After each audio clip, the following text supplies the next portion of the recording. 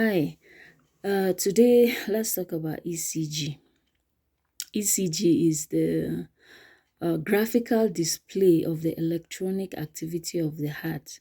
Now, there are so many things that foreign nurses have to learn because the practice back home is not as developed, just like I've been saying in previous videos. So one of such things is ECG reading. Many of us may have just encountered it on the textbook level. We've not really seen it. We don't really know how it works and all that. But it is something that is required for us to be familiar with if we are practicing here. So now, before I go further, let me clarify ECG and EKG. It's the same thing. Sometimes you hear them say EKG, sometimes ECG is the same thing. It's just a spelling difference. The German spelling is with a K, electrocardiogram. So instead of the C, they put a K.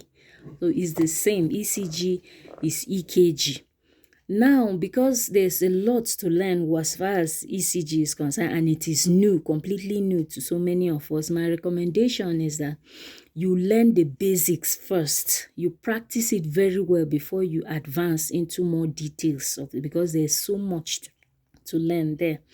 So what I recommend is, first of all, learn how to identify a normal sinus rhythm. That's a normal ECG.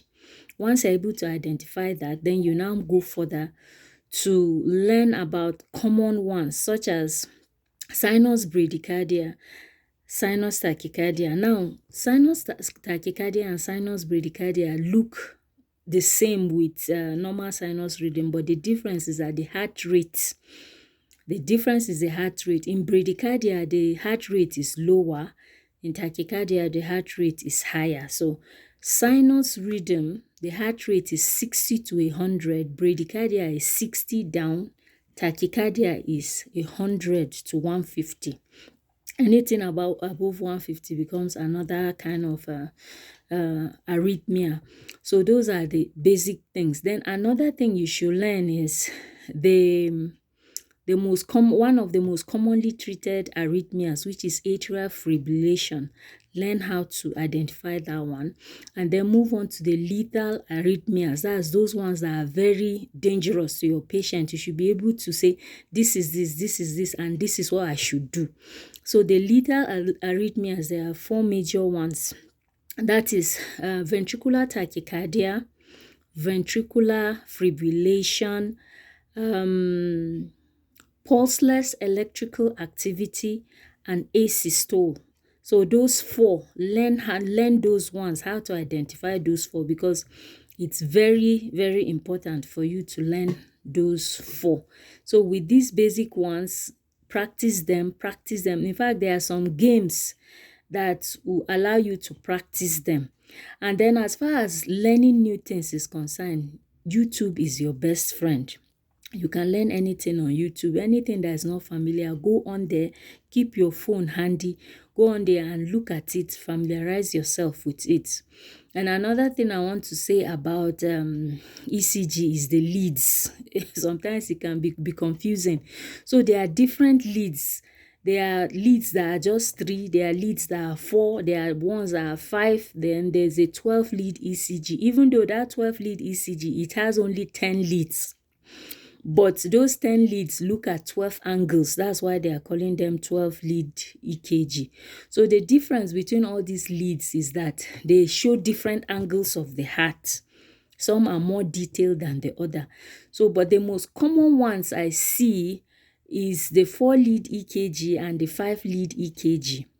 So now in placing them, there are so many tricks that people use to remind them how to place them. But if you cannot remember any trick, all you have to do is look at the EKG itself. You will see that there is a diagram that shows you where to place what.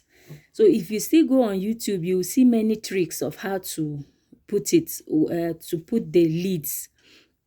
Because of time, it will be hard for me to share my own, what I use. But the common one that I see all the time is, like I said, is the 4 lead or the 5 lead. And it has a white, black, red, and white, green, black, and red. That's for the 4. So what I do is white for right. So you put the white one on the right, and then under it, you put the green one. Up here on the left, you put the black one. Down here, you put the red one. And then if it's 5, it will have an additional brown one. You put the brown one here. So many people have tricks, just like I say, you can look it up on YouTube. And then when you are learning it, when you go on YouTube, look for a very simple video, because there are different levels of learning ECG. There are ones that are more detailed and more technical that may get you confused. So look for the very simple ones, the basic ones, and learn how to use it or develop that skill. I'll stop here. Thanks for listening. Make sure to like, share, and subscribe.